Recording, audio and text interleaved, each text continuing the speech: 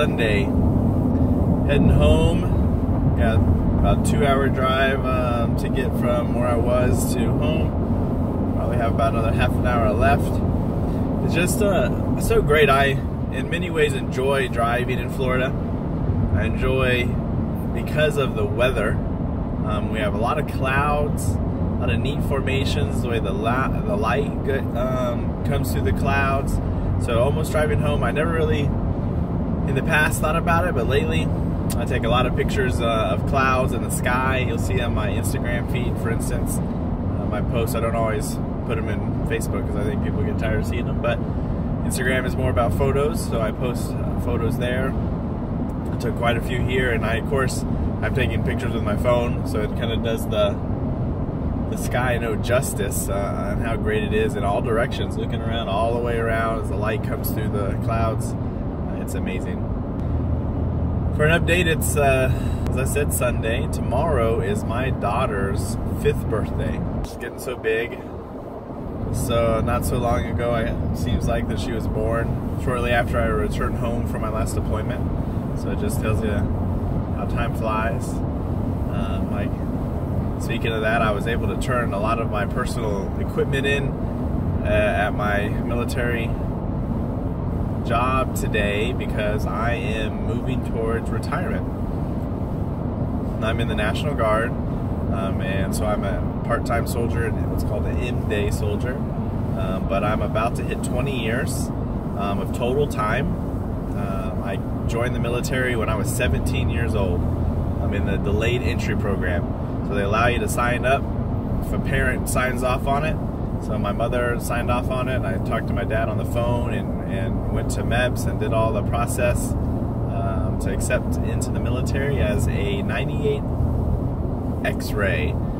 I went to Monterey, California, and I got to learn Korean 20 years ago. Spent almost 2 years studying Korean while getting paid. It's amazing, right? That's how you go to college. Never been really to formal college. I did get, luckily that school is accredited, so like I have a bunch of 45 credits of Korean, which only some of that turned into electives basically. But enjoyed that, so I'm about 20 years, get out. Happy to be wrapping it up, proud to serve my country. You know, as I put, you know, many people in my family, my father, I have 2 brothers in the military. We've all served, all my uncles for the most part have served. And it's a proud tradition, and I'm grateful to be part of the Citizen Soldiers as the National Guard. Helped with hurricanes in Florida. I've helped people in shelters. The unit's done lots of things. So of course, after the most recent one, we were down helping people in Miami and the cleaning out their houses, the engineering units, doing different things. But as I'm coming to an end of this career, it's great because it opens up the ability for a more consistent basis for me with ministry. You know, that's one weekend that every month that's taken away that I'm gone from my family. My wife works at our church, so she actually works all day Sunday at our church, typically from like 7:30 in the morning till 2 or 3 in the afternoon at the church for the services and pre-service and post-service Sunday school because she runs the nursery there. It's hard on her with that. I also am a what's called a Royal Ranger Commander. I teach 5th grade boys, and it's difficult because a lot of the events that they hold happen to always be when I have to go do military service. So I've not got to go to many of the standard campouts and things because they always fall when I have to go do military service. This last year, I finally got to go one of the events. You know, I've been teaching for 3 years, and I've only got to go to one. Lastly, in addition to my daughter's birthday tomorrow, me and my wife will be leading our first recovery meeting tomorrow for God in the 12 Steps.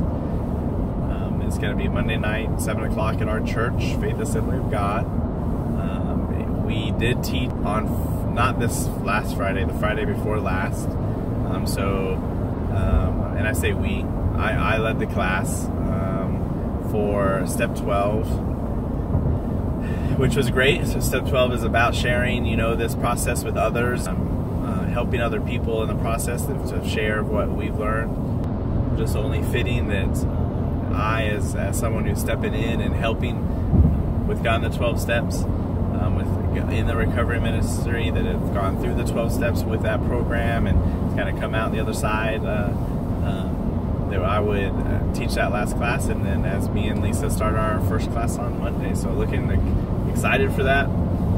It is Sunday already, and my class is tomorrow, so I'm going to probably study a little bit tonight, make sure I'm prepared, make sure that pray about it, that I know what I'm going to share. Me and Lisa are going to do some testimonies, our testimonies, short, and I'm also going to cover the subject of identity. I'm looking forward to it.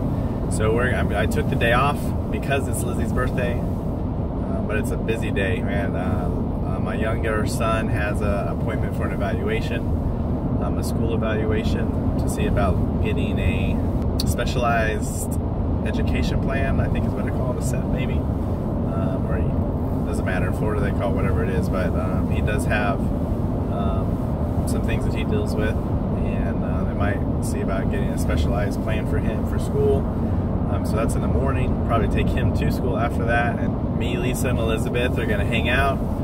We're going to enjoy ourselves, probably take her somewhere for her birthday, and then we'll have to pick up the boys, and we have class to teach class. So I think also one of our friends said that we could drop her off at her house during our class so she can play with her kids, have a fun time in the evening, since we're teaching class on her birthday, our first class, September 10th. I know I said lastly, but now that I'm talking about September 10th, September 11th. Man, September 11th. I was in the military when that happened, 9/11. I was in California.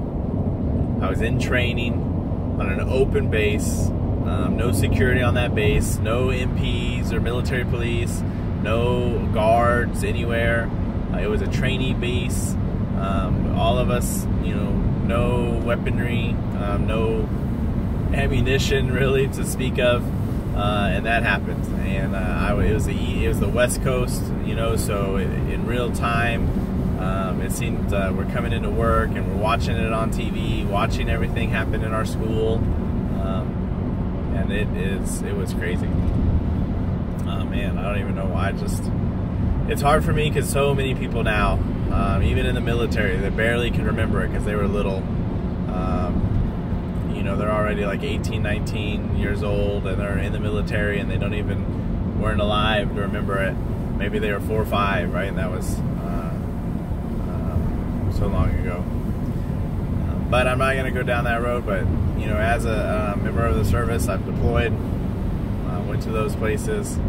I'm proud of all the people, police officers, firefighters, all those that stand up, that go out and risk their lives every day. And I always say that people love thanking soldiers and Marines and airmen and seamen, but officers, police officers, firefighters, they're every day they're living that life, where we go and we do get in very dangerous situations, but it's not every day. We do it a year at a time sometimes, but I just, my hat's off for them. I'll leave it at that.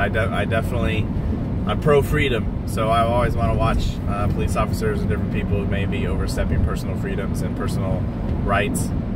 So I do have beef. I do want to watch out for that. However, they've picked up that life. They're doing it, putting their life at risk for the citizenry, for other citizens or co-citizens as their citizens, as well as peace officers, to help and to serve.